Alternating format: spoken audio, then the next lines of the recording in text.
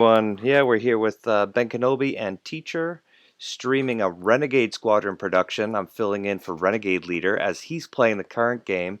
We have Rouge1 playing as light side against Scott Armstrong Saej as dark side. The two players have said they will jump on after to make their comments. Yeah, we forgot to start that separate private call, didn't we? Yep, we did. We can fix that at the end. So, Misha, Rouge1, playing light side, has started Obi-Wan's hut, and Saej, playing dark side, has started Ice Plains. And turn one, we've got a lot of sites out. Yeah, the Mos Eisley is good for Sage because it gives him a path to Obi-Wan's hut that doesn't require spy or presence of the Force. Right.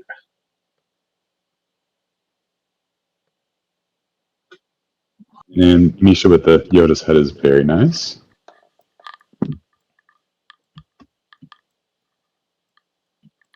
I'm going to fix that right now, and I'm not going to stop the stream. We're going to keep it rolling, and you guys can just jump on the other call. Absolutely.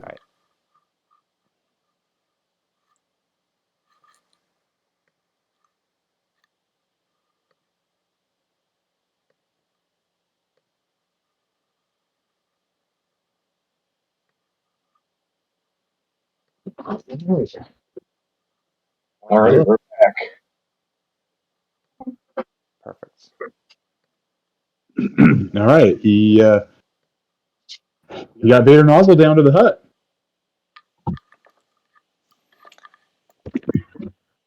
That was fast. Yeah, I mean, I think he had Force saved from his last turn, and he just or well, actually, did he? This is a turn 2. Yeah, Darkseid turn 1. Sage deployed Mos Eisley and drew 1 card. He left 2 Force available.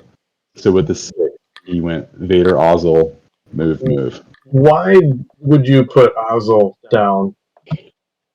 In this environment, I wouldn't. Okay, that's what I thought. Because that one Force to move is better served to draw at that point. And then if Vader survives a turn, then you can just reinforce Ozzel like the next turn, and so you've still your head 1 scene card. Okay, and Vader just got uncontrollable furied. Wow. And oh man. So which is kind of risky right here, because if he doesn't eliminate Vader here, and Sage were to maybe have a circle in his hand and activate 1 Force, he's power 8 to Obi-Wan 7.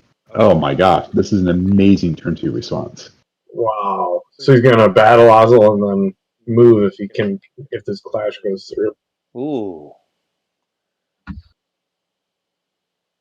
The early since Ultra War, okay. Wow, Rouge1 winning. Wow. Okay, so Ozzel's gonna die here. Vader can't move or battle on Darkseid's next turn, so he's gonna lose another 2 Force to Uncontrollable Fury then. Rogue gets an entire turn of Obi just blocking the drain and then drawing into resources. Wow. Ozzel survives the hit. That's a table flip right there. That draw. Not the result that Misha's looking for there. Oof. So no overflow, just Ozzel gone. Ozzel gone, but Vader will not be able to battle next turn, so that is still 2 damage. Wow. Yeah. Wow. Huge turn. Yeah, so Sage is going to just probably draw up here looking for some answers. Yeah, both players 5 cards in hand. Darkseid starting turn 3 here. Yeah, they just came out shooting firing rockets. And that's why you don't put Ozzel down. Right? We love this. Wasn't there another game recently that we were watching where somebody played Ozzel and was like, I don't understand why you played Ozzel there? I guess, some people are thinking maybe in the Premier Cloud Hoth environment still, where there is no clash. But even then, his forfeit doesn't exceed what Okay, I don't like this because Vader can't battle No. on like until the end of Lyside's next turn. So Oh wow. Yeah, I forgot about the clash. yeah, I think this is an instance where Saej didn't realize what the card did. You know, Yeah. it got me on my Yeah. last game. I'm like, oh, why? Oh, I hate this card. And So that's another waste on Sage's side. That's a lesson that he has learned now. I bet he won't do that again. Exactly. We've all done this before. I'd love to say I won't do it again, but I have such a hard time forgetting about Clash. It's at the end of the next turn. It always gets me. I'm still trying to get that in my thick skull. I mean, is that the best card in the game at this point? For fooling new players, probably. At the very least. That's a good answer. Yeah. Not sure Vader battled their way. Did it not cause the? It didn't cause the damage, did it? Let's see. Uncontrollable Fury says. I have it here. Well, so once Darkseid initiates the battle, Vader is part of the initiating thing, and then the game rules the timing sidelines where then he is then excluded from the battle, which essentially removes him from the table. It would be the same thing if you like initiate a battle after having him barriered.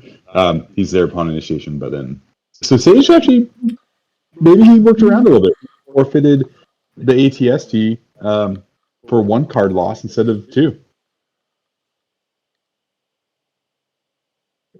Yeah, I'm not sure I like that though. When that could be useful elsewhere, you know. Right, and Rouge saying Fury didn't trigger. He's noting that Fury didn't trigger, saying that Vader wasn't in the battle. But well, battle was initiated, and then as an automatic action, then Vader was excluded. Yeah, but he was but he was there to initiate. So, but I know that you can't. If you have a character like that, then you can't initiate the battle, can you? If it's just that character. If it's just that character. So did you read the overflow from the Walker at all? No, the Walker's good. Just for absorbing. The way that worked, it allowed him to lose one card instead of two for that turn. Right. I think the 4 force for the 3 deploy and the 1 to battle is probably better to have drawn. Okay. Did he just wait until the end of Rouge's draw phase to play an interrupt? He played "You Are Beaten." To try. Yeah, he let Rouge draw 6 cards, and then he played "You Are Beaten." Those 6 cards could be senses, alters, controls. Like he let him draw into more protection for the sense alter war. You want to do that before your opponent draws up. So did he have "You Are Beaten" in his hands? Yeah, he played it at the end of Rouge's draw phase. But he could have. So he must have gotten it in his previous turn. Draw. So, I apologize. I had the scroll lock off, and I was rereading through the steps of the game. So the "You Are Beaten" that is in his lost pile, he played at the end of Rouge's draw phase, which Rouge sensed, and maybe he drew into that sense.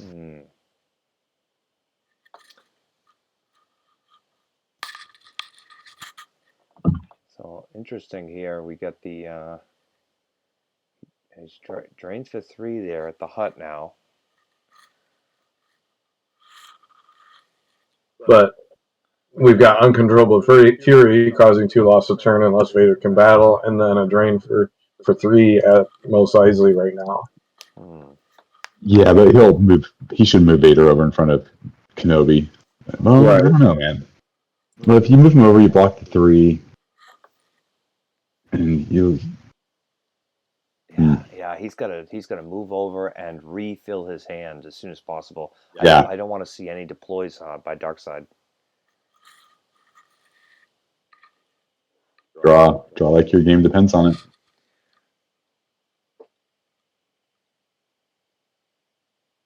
The best thing for him right now would be to get in a fight and lose the Vader and redeploy Vader, so that the uncontrollable Fury. Absolutely. Yeah. Yeah, so he's lost one UR beaten off of reserve deck, right?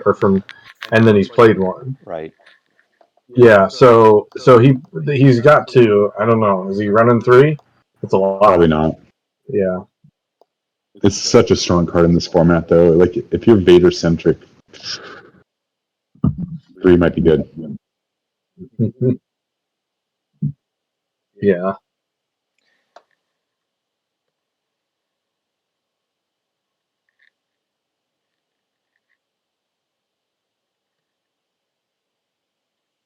Right. And if Misha doesn't have much of a response here, then he just moves Obi-Wan over and gets drained for 1. Like, yeah, whatever you do here, you're like, okay, can I get out of this with losing only 1 card? So, interesting thing about Uncontrollable Fury. So, one, it's immune to alter, which is part of why it's so incredibly powerful. But it's kind of funny because it's Uncontrollable Fury. Like, if Vader is in Uncontrollable Fury, how can he alter something, right? I think that's kind of what's going on with that card. I appreciate the thematic there. I would have gone to the Wampa Cave there just in case Saej drops an ice storm or something down. Although if he does, he drops it on the 7th marker. Never mind. But if he drops on the 7 marker, it only makes characters missing at exterior sites, right, which means that Misha could then walk Obi-Wan over, so it was a moot point. Well, no.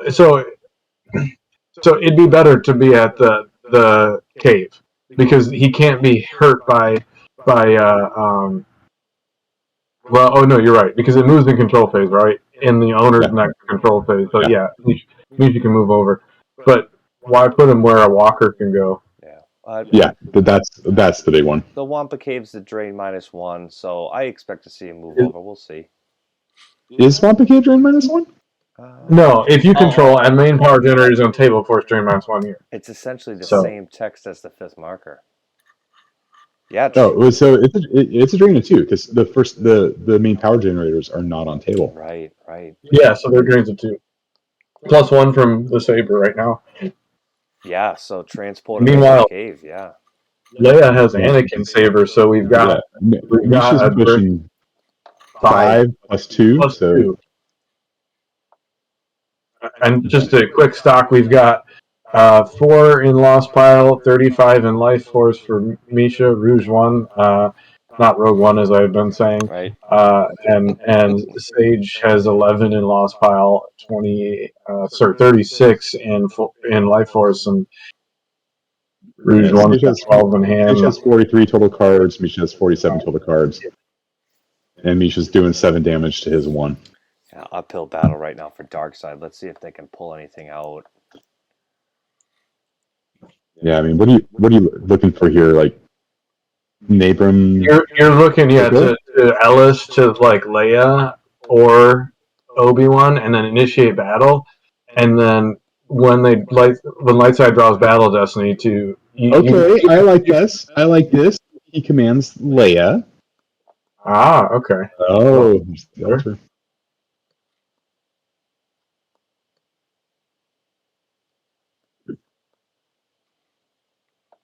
but if Saej is able to initiate battle with Vader, he can sacrifice Vader to attrition, even if attrition doesn't exceed his immunity. If I was in this situation and you battled me with an Uncontrollable Fury Vader against that Leia, I would just forego drawing Battle Destiny and just lose her to damage and not let you forfeit your Vader.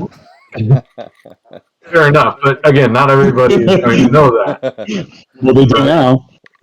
No, that's a great point. You don't want to draw Battle Destiny in every single battle. You have to look at what's going on the board and what.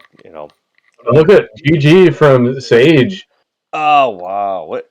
So he's typed it in. Rouge. No, Misha, don't. No.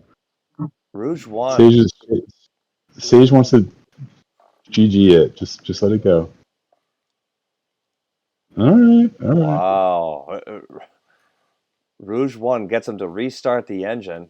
That actually happened to me in a battle against, in a game against Frodo Light at the Atlanta Supreme Major earlier this year. Frodo was about to concede to me, and I said, "No, man, play it out." And he ended up winning by 1 or 2 force. I like it. Yeah. All right. We're just going with the we'll both learn, continue playing. So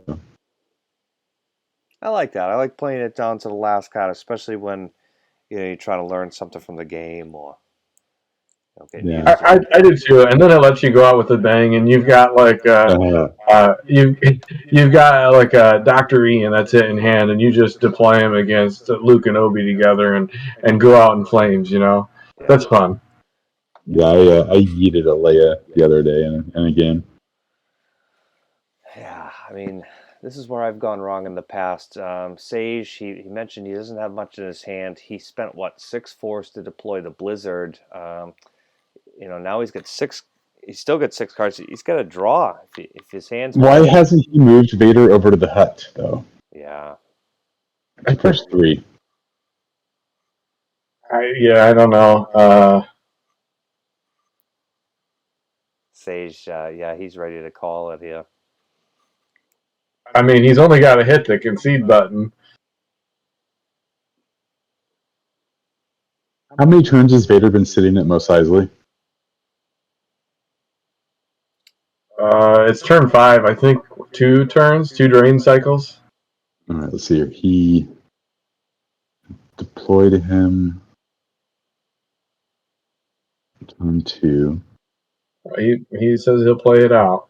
Mm. So we're going to get some entertainment here, at least. And the viewers will get some entertainment. The viewers want to see Star Wars CCG cards being played, so we're going to see it. We're going to give the viewers what they want. All right, so Sage's turn 4. Fun over winning, right? Yeah, fun, definitely greater than winning.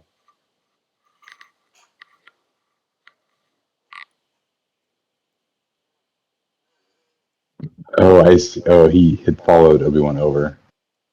Okay. Yeah, he moved after Obi-Wan. But he didn't move back on turn 5. Right. He might have run out of force deploying the walker. Yeah, he activated 8. Plays a monarch. Ooh. He activated 8, then did the 2 for the responsibility command, and then the 6 for the walker. So that was the 8 cards. Yeah. Okay. And so yeah. Have we seen any sensor, alter, or control from Saej yet? I don't know.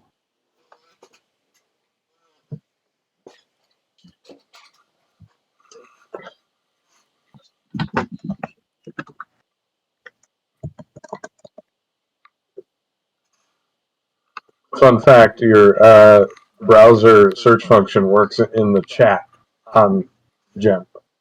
Oh, cool. Did you just now learn that? No. I've used it before. Oh yeah, I use it all the time. Oh, I never knew that. Yeah. So Rouge1 has, Saej has not played any alters at 6 or lost any. Wow. Oh, Saej played a sense to cancel Clash of Sabers and got altered. So Okay, here we go. there we go. I like this. Zuckus. Short arms and like 2 fingers and a thumb. 2.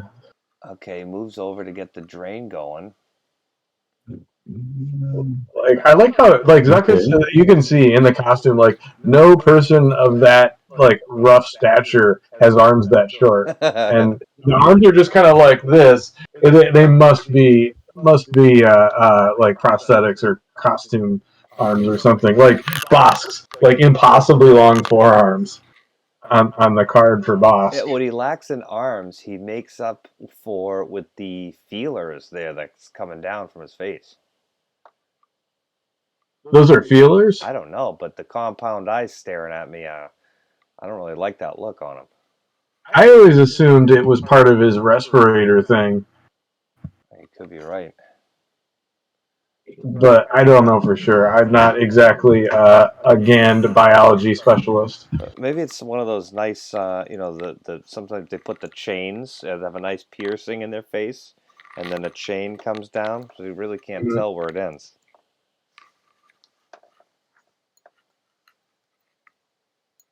I mean, heck, Cad Bane, his hat is pretty much surgically attached to his head, isn't it? Yeah, no amount of wind is going to move that thing off of his head.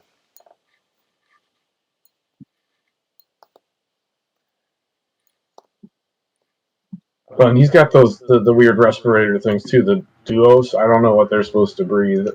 Not oxygen, I guess. Yeah. But then also they don't go to his mouth. Like, how does that even work? Yeah, I mean, okay. So we're not even talking about the game here. I'm not anyway. This is some color commentary. Fun is greater than winning, and we have a certified member of the Bounty Hunter Guild on the table. I mean, that's something that you don't see every day. And Vader and a Walker. I mean, and Obi-Wan, Leia. They're at all the classic locations. You know, it's cool.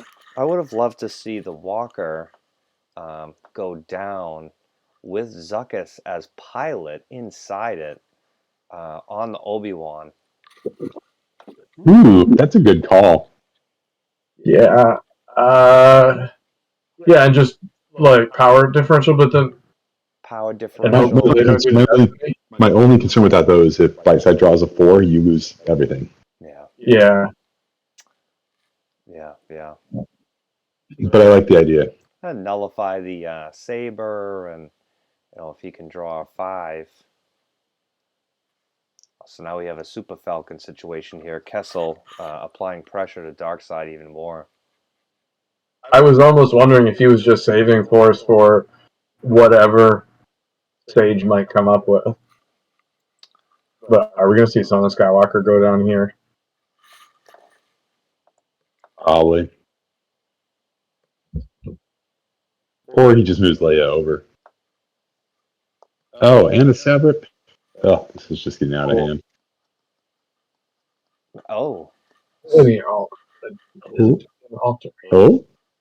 It's going through. Saej is saying no.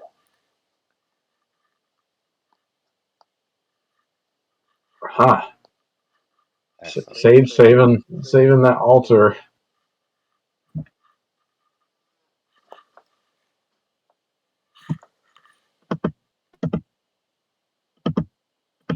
Uncontrollable. Sage is pushing 6. Misha's pushing what? 3, 6, 7, 8, 10. Yep, there's Leia.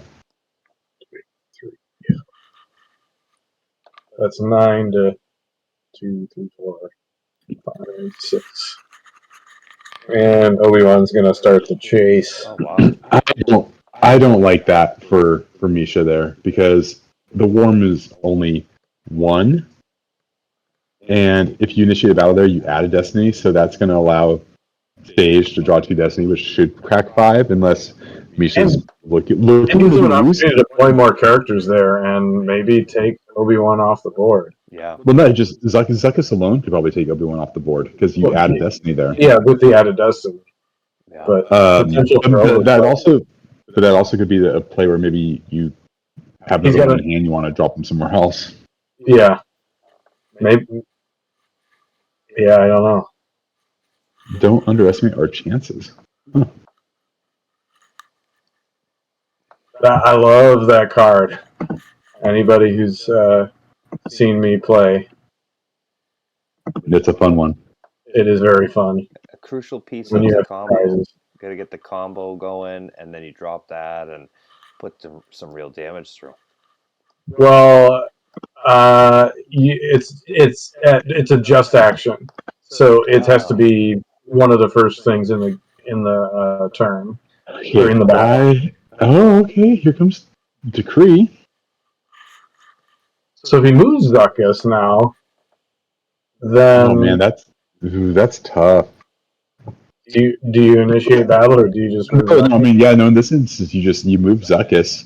Obi-Wan can't drain at the there, and then gives you a So turn. now it's only drains of 2 on light side, or sorry, 4. 2 drains of 2. Yeah, I think the game line here is you move Zuckuss, don't take the drain from the war room this turn. If he follows with Obi-Wan, you move Zuckuss back to the war room. And if he follows you to the war room, then you try to deploy some backup for forfeit fodder to get the 2 Destiny to crack Obi. Oh, that's great. Plenty of cards to draw there for Saej. Wow. He's got a big hill to overcome, but I mean, it's not looking that bad given the situation that he was in. Great. I mean, right now Misha's now dealing 6 a cycle to Sage's 5, so he's still a little behind. But wow, and this is why, everyone, we play out our games. Who knows here? We could see an upset. Darkside come through. We'll see. Oh, wouldn't that be amazing? That would be incredible. I'm rooting for Saej here. Sorry, Misha. I mean, this is... yeah. No, I'm no stranger to the early game mistakes. As they say, sometimes you lose the game on turn 1 or 2, and I've done that a lot throughout my short career in Star Wars CCG. The other thing you can do as light side is you can put down if he's got a spy and he can get something down, or even if he doesn't, if he can get any characters down at the war room and then move Obi-Wan over, then next turn, unless Darkseid can dislodge Obi-Wan or has a spy to dislodge whoever's at the war room, that's gonna make up for that Imperial Decree. It's not gonna be in effect next turn. But that's only adding another 2 to a drain then. So I don't know.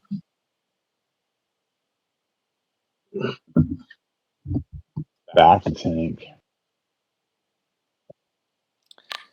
Misha, he's trying to burn some of those cards out of his force pile here. Maybe Saej has been holding on to a shut him up or shut him down just for this moment. That cancels back to tank. Well, if you do have it, you play it before the draw phase. Yes.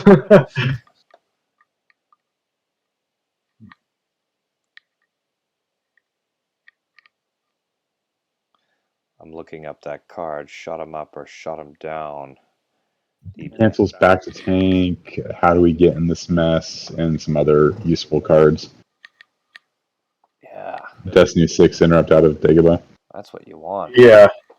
Death Star plans, Professor, back to tank. How do we get into this mess? Shoo or thank the maker. Wow. So silver bullet. The most important card of all of those being Shoo.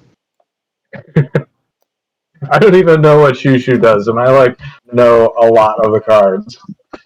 I know that was a really intelligent sounding statement, right? Shoo. Cancel an attack just initiated by a creature if there's a droid on the table, or move an opponent's creature to an adjacent location. Habitat permitting, except an attached creature. So you could move Crate Dragon over, and then he could just eat Jabba or something. Does this say move creature or move opponent's creature? Opponent's. Immediately move one opponent's creature. Oh my god! Well, that's terrible. Unless it's that's a terrible card. Anytime. If there was any creature and you could move your own Bubo or something, that's one thing. But I mean, if, I'm gonna move your Nudge to the farm. Okay. But it could be. I could see it in Jabba's palace. I could see it being used to move Bubo over so you can. No, that's just it. It's a dark side card. Oh wait, no, it's a light side card. Yeah. I'm a moron. Well, it's That's why I said you could use it to move Crate Dragon over. Yeah, I was totally. Or a Wampa. Imagine a Wampa getting booted out of the cave. Well, it's a used Destiny 6. I mean, you love the Destiny 6s, and for those coming to any Star Wars CCG major event in the upcoming future, learn those Destiny 6 cards for trivia after the matches. Okay, Saber goes down on Vader. Oh, wait, was he? I think Shu could be usable in Jabba's palace. Oh, he's gonna Alice Vader to. Ooh. I don't like this at all. Well, okay, he is trying to bypass the uncontrollable fury. If you can do that, you want to set it up when Obi's in the war room, though, so you get the Battle Destiny. Saej conceded officially now. All right. So that was a tough game from the moment Uncontrollable Fury and then Clash came down. Right off the bat. Yeah. It was an impressive start by Saej, getting Vader on the table on turn 2, but Oslo with him was not the greatest. I don't know that it actually ended up making any difference in the game, though. I mean, who knows what that one card was? Right. But we'll get to talk to them now and see what they think. That was a fun game to watch. Look at that. They're both excited. And yeah, wow, what a game. And want to welcome in Rouge1 and Saej. Misha and Scott, thanks so much for coming. What a game you guys just had. What'd you think, Scott, about the game? I mean, it's like it's all the early Star Wars CCG stuff where I think a game can kind of go one side in the beginning, and a couple lucky senses and stuff, or not lucky, but optimized senses can turn the tide of a game. Like I was out of control by turn 2, right? So yeah. I liked your. It's good to meet you, Scott, in person. Yeah. Misha, nice to meet you. I really liked your bait into the war room with Zuckuss. Kind of pulled me into there, and then played your other dude down on Hoth and your decree. I thought that was really nice. Saved you a couple force, and I was kicking myself when you did that, going, yeah, it was real dumb. He obviously set this play up, so super well done there. I thought that was very well played. Saej, do you have any considerations of instead of going for the decree, battling Obi-Wan in the war room and adding the Destiny with Zuckuss?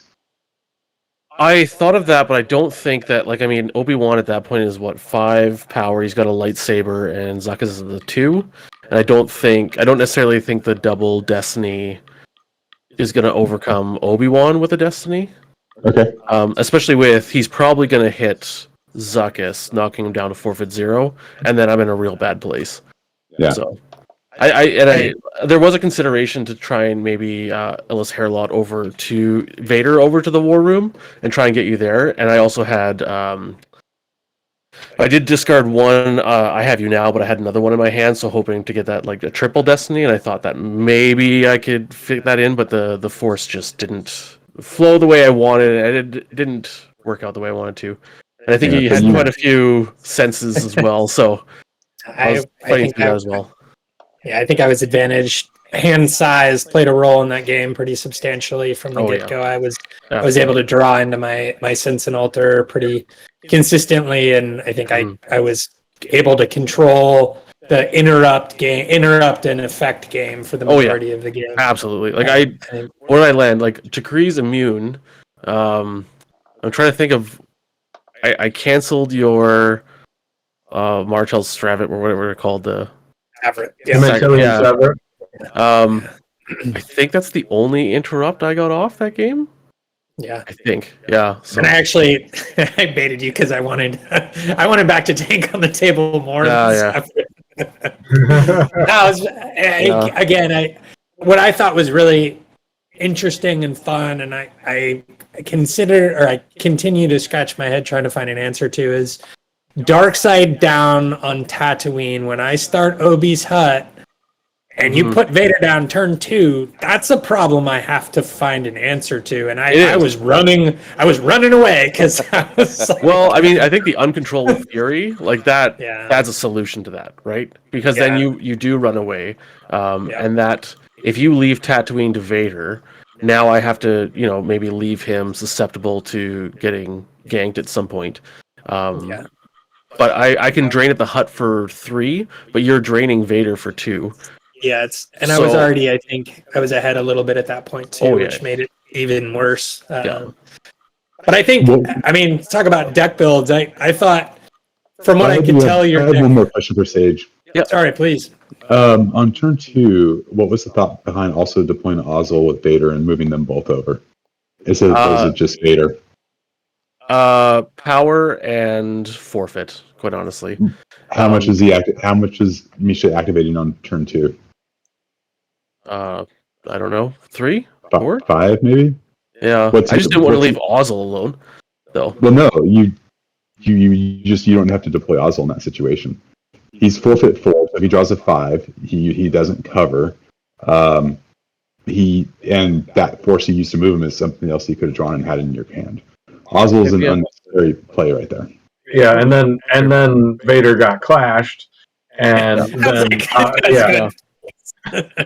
That's something I do a lot. I want to throw people down. I'm a relatively new player myself. I want to throw people down, get the forfeit up, and that's something I do all the time. Mm-hmm. So, Scott, I apologize. Have we introduced ourselves? Have we gone around the horn and introduced ourselves? I don't think so, no. Well, that's terrible on our part. So that's okay. Maybe we could go around the horn before we just start telling you how to play the game. That just tells me he hasn't seen any of the previous videos. So. Yeah, I mean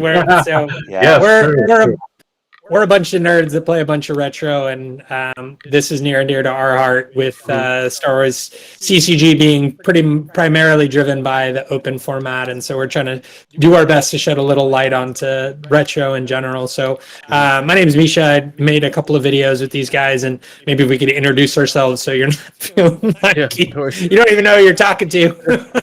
Yeah, we're ambushing you here. Maybe Tommy, you want to start since you're MC for tonight? So sorry, Scott. Yeah, my name's Tommy Sanaswaso, otherwise known as Large Porg. I'm the guy that proves that porgs are not flightless birds, and I'm from the Boston area. If you couldn't tell by his accent. Yeah. What accent? That's always a layup, Tommy. I don't have an accent. Large Porg. Yeah. I don't have an accent. You guys have an accent, so. Yeah, exactly. You know what's funny? I live closer to you than the other 2 members of Renegade Squadron on here by a long shot. Yet we speak more similarly. Anyway, I'm Ben Kenobi. I'm the B-Wing guy, as everybody knows, who is a regular visitor here. That's my thing, starship weapons. That's what I like to do. They're not so good until Special Edition, so I'm lost. I'm having fun trying to figure out what I can even do. So that's me. And Charlie? I'm Charlie. I'm a teacher on GAMP. Yeah, so... and he's by far the best player out of all of us. Yeah, without question. We all try to learn from Charlie. So, Scott, I'm kind of curious. So, tell us a little about yourself coming in. I saw you did super well in the premiere through Hoth. You mentioned via Discord that you play Arkham, and tell us a little bit about yourself. Yeah, so I'm Scott. Saej is like the spice is how you pronounce it.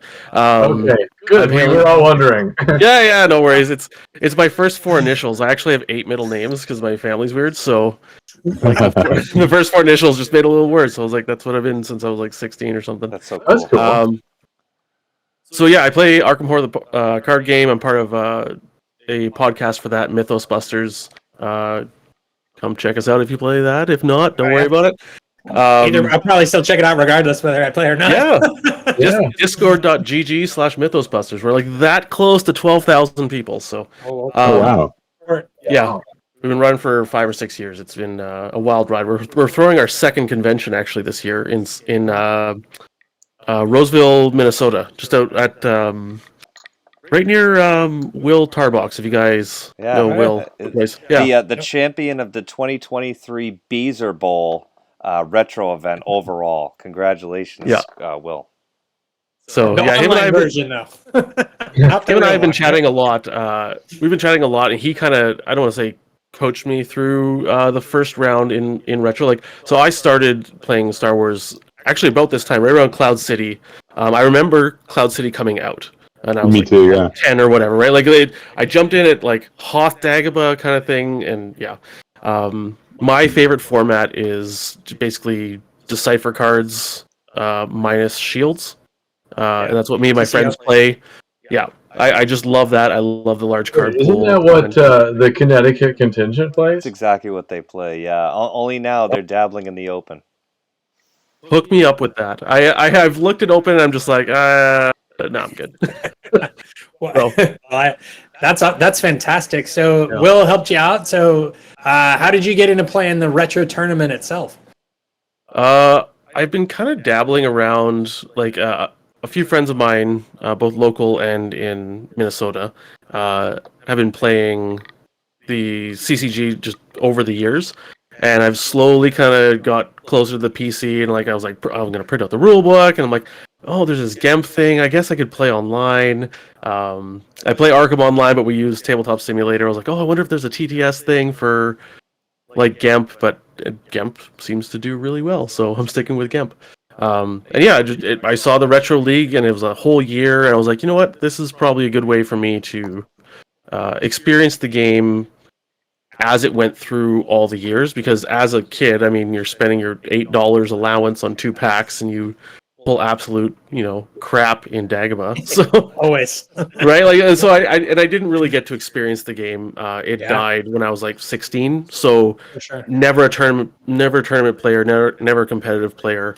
And now I've had my fair share of like a decade plus of competitive card games.